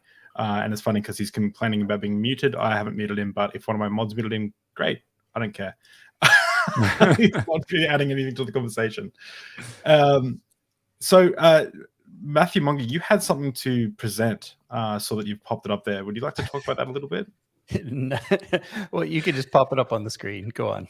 Let's see how the guys react. All right. Oh, yeah. Give us the context. Give us the context. T-shirts are coming soon, everyone. Yeah, so this is our new banner, I think. Our new I thought you were gonna say our new band. Yeah, and that maybe if you're lucky. But yeah, this was one of those things that after the last discussion about the diacritics, I got to thinking. So for those who aren't in the flow, somebody had said that the reason why man means everybody in Genesis or in Exodus 22:16 is because there's a diacritic, a little mark above the S in the word for man, and the transliteration of the word, transliteration of it. And so Kip made fun of that in a video. Very poor taste. Of course, we should be nice to people. We shouldn't make fun of people in videos. So bad Kip. and there was a response made about this, and it was about how, well, no, actually this diacritic is actually there, and it made it the argument again, and it really perplexed me because he listed up like exactly 12 references that he said, and these are the only places you get this diacritic. Well, that's really weird, because the transliteration of a word that's used like 2,000 times in the Bible is going to be the same every time it's transliterated. So it made no sense. And so I looked at it, and I just happened to have written my MA thesis on the diacritics in the Hebrew text of the Bible. And I wrote about the accent signs, the tamim, that are used to they're used to help you sing correctly and get the right melody, basically. But my thesis was about that they have a more linguistic background, and they help you understand connections between words and things like that. And so I noticed, I just did a quick search on that diacritic on that specific Hebrew word, and that gave me the list that this guy was spouting off about. So it turns out that one diacritic, so one little mark called a darga in the Hebrew Bible, which came 600-700 years after Christ. So there were hundreds of years after the Hebrew Bible was written, the texts were written. These things were put on so that people would sing the right melody. And I think this one's like a falling melody. So you'd be like, eesh, or something like that. I mean, it's like, it gives you the melody that you sing. And this has no bearing on the meaning of the word. So it was just, long story short, it was just very nice to find where the list of verses came from. It was exactly the same, but it's, there's no meaning to it. And so then I got creative one day and made a logo and asked these gentlemen to join my club. So he also asked Dan to make a picture for the logo, but Dan didn't. I said Dan should draw something, and Dan went haha, and so I waited. I think it's great, and then I did my own circle. Yeah, I thought you were going to say, and this is what Dan came up with. So.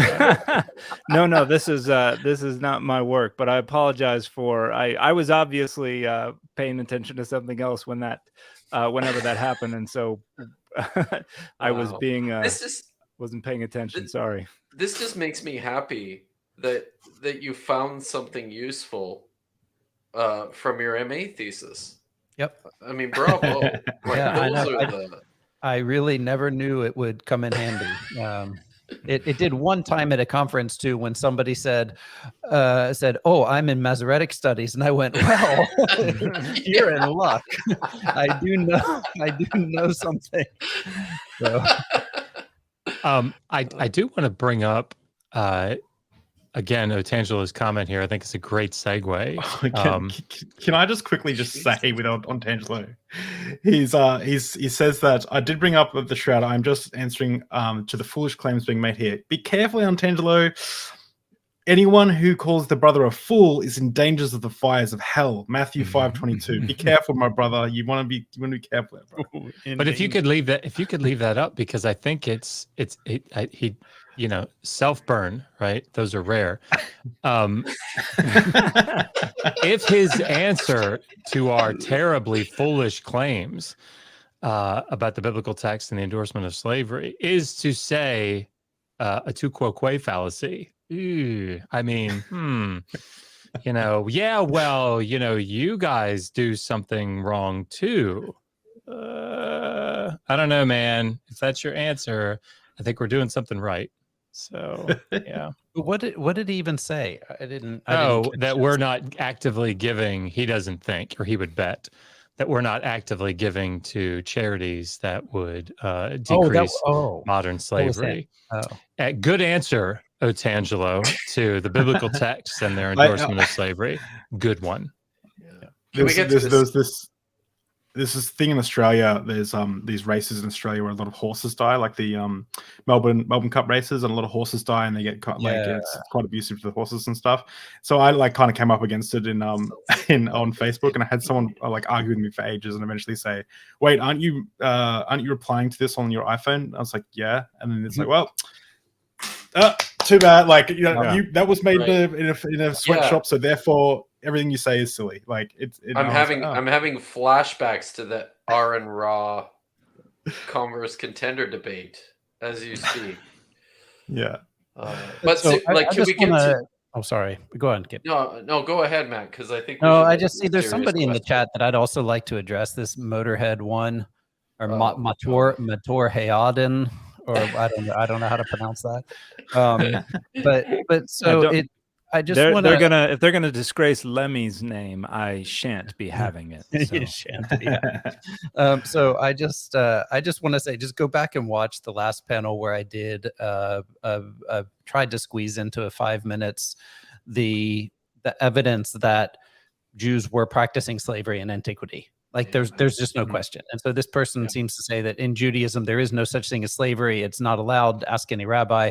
And just and sure, this is. I mean, we all agree that modern people in our contemporary society that have a brain generally come to the conclusion that slavery is bad, and want to then define away the problem of slavery from their own contemporary culture and also from their past, but it is he's now bringing up the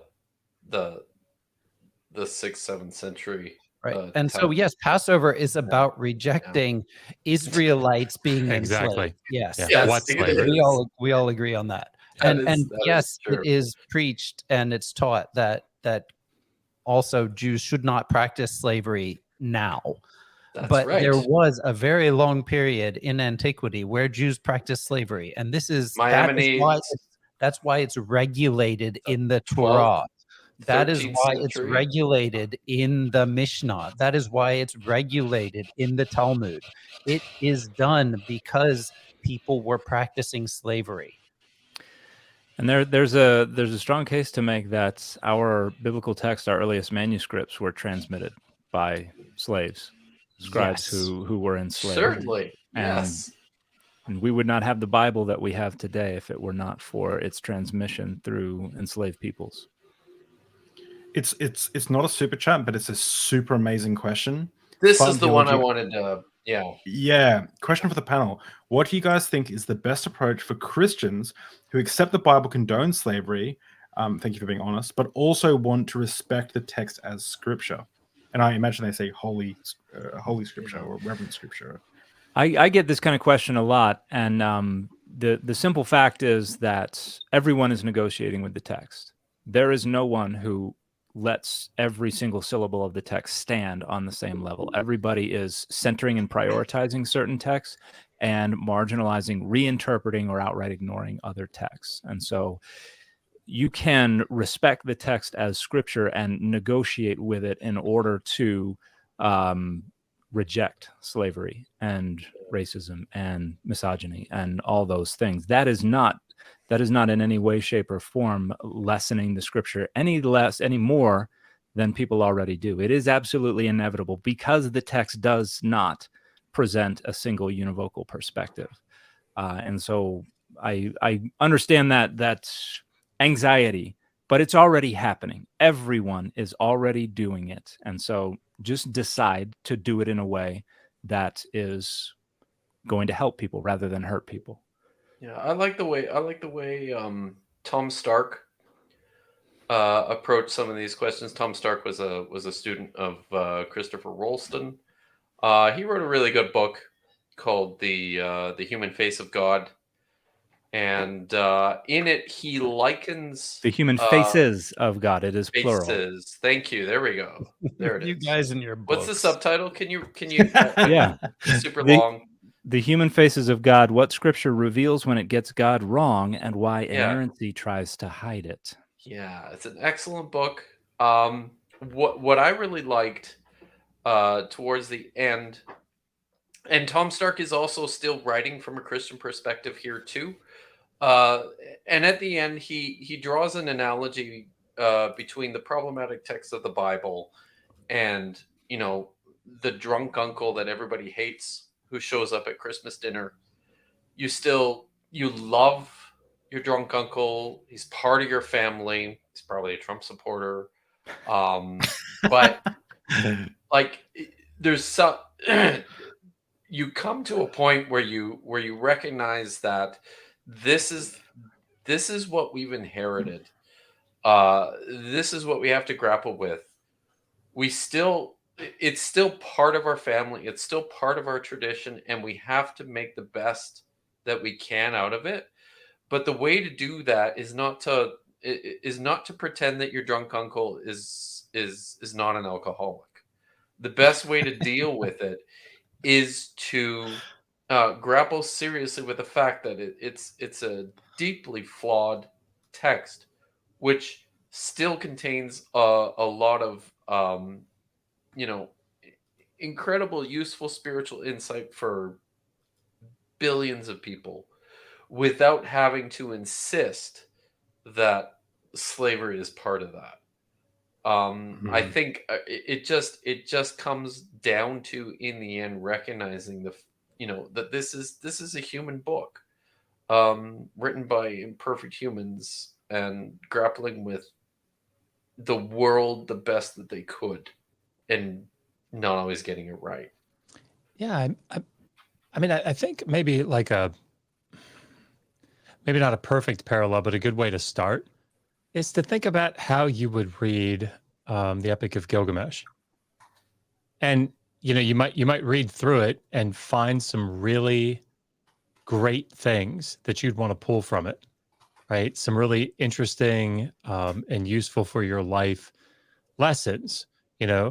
Something like the moment that Gilgamesh, Enkidu dies and Gilgamesh mourns over him for 7 days, and finally this young man who's been throwing himself at danger up to that point and trying to find fame and to get his name to go down in history and all these things, very recklessly now comes to grips almost instantly with his own mortality, and has this sort of fundamental shift, and now goes on a search where he's gonna try to figure out how to do it.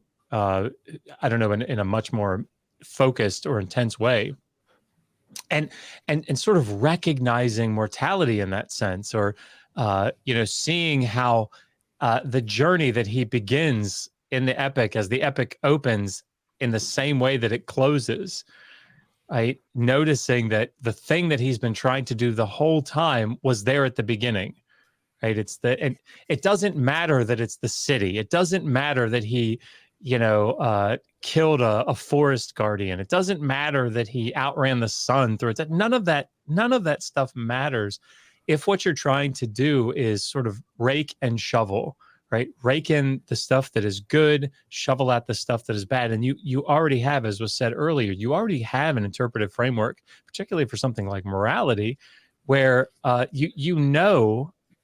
that's not good, but this is, right? And I think that we do this all the time with literature. And I think maybe that's a good way to sort of start, and to recognize there are going to be good things, there are going to be bad things. But that, if God is using flawed humans, and this is the evidence of their interaction with the divine, that there are going to be good things that we can draw from it, and there are going to be things that we should probably look past, right? Or look past probably isn't right, but take into account and make sure that we pay attention to, maybe just so that we don't repeat it, right? I think that might be a useful way to get started. That's good. Constellation Pegasus said, Super Chatter, thank you so much for the Super Chat. Did Kip just insult Trump supporters? I don't know, did I? You said something that may be interpreted that way. I said you said like your alcoholic uncle might be probably a Trump supporter. Might be.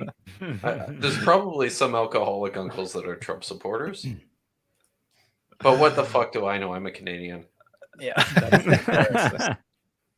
But I really liked what Josh said just now Yeah, me too. about Gilgamesh and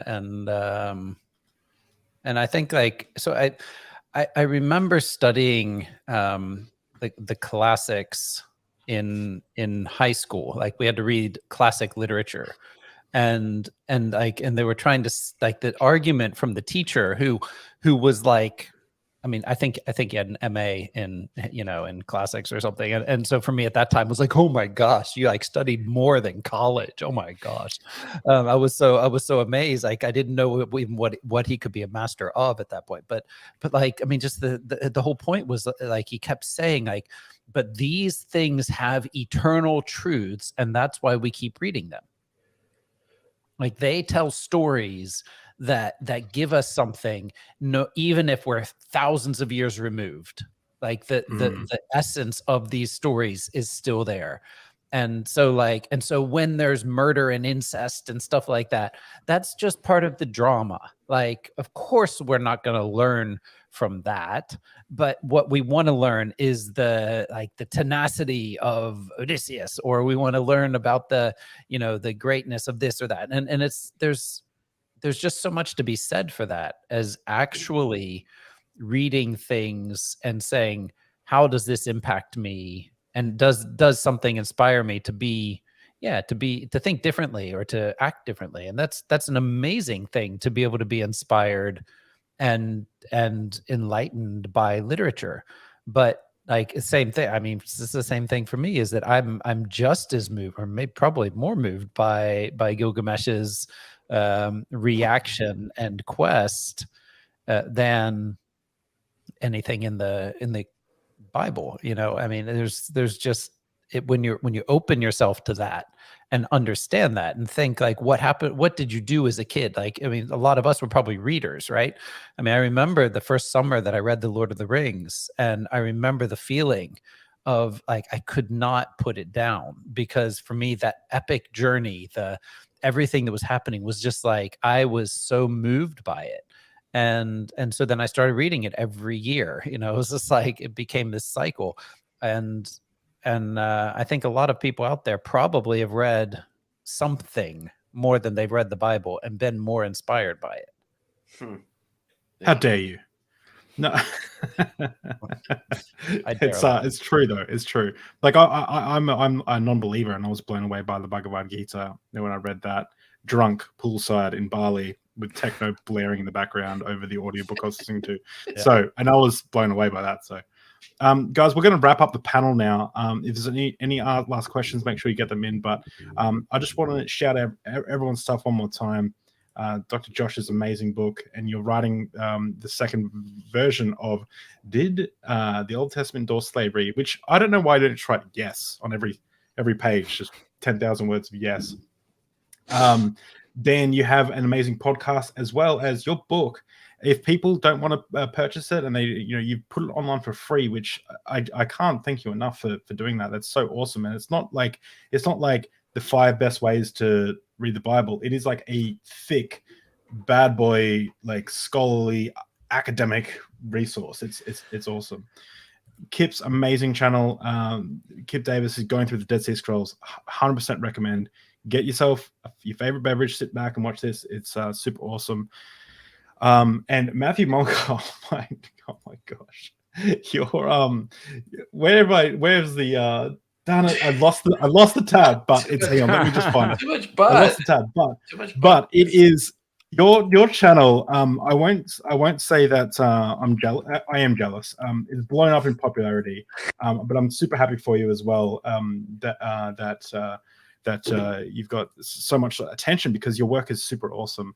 And guys, go check out the stuff here. It's super great. Totally awesome. So, hey, can I say something else that I forgot? On Monday, I'm doing an interview for a podcast called Kedem. This is run by some Israeli journalists at Globes newspaper. They have a very popular Hebrew only podcast. and they've just launched this English one called Kedem, and I'm going to be interviewing for it on Monday. It probably will go through some editing and stuff first, but I'm going to be talking about why the classification of the text in the Dead Sea Scrolls has deeply affected our understanding of what's there and why it has to change. Nerd alert. So like genre classifications? Yeah, more or less. It's my biggest thing is this distinction right away. There's when the first scholars looked at the Dead Sea Scrolls, there was so much material, and they're working from what they knew. So automatically you're separating text Biblical from and non-biblical, and non-biblical, and then even within the non-biblical stuff that we know, like First Enoch Jubilees, parabiblical stuff. Yeah, that stuff versus stuff we've never seen before, and it's created some enormous, I think, misconceptions about what the literature of the Second Temple period looked like, and it has huge effects for the way in which we look at and read our own Bibles, and we understand the Bible relative to what's actually happening at the time of Jesus. So that's coming out soon. I'm filming for that on Monday. Very cool. That sounds an awful lot like Ava Mochek's. Yeah, and we are trying to get funding for a project to do that. Do a full-on study of these things. We're going to blow it up. Blow it up. Thank you, everyone, for coming out. This has been an amazing panel once again. We'll have to do something else similar to this. Hopefully not something so painful. I'm so sick. Is anyone else sick of slavery?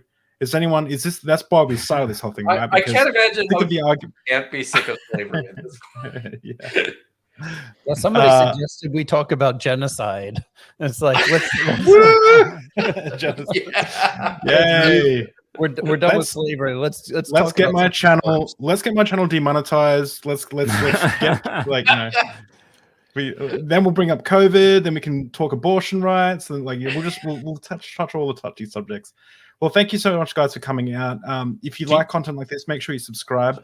What were you saying, Dr. Josh? I just dropped a link in the private chat. Would you mind pulling that up just real quick? Oh.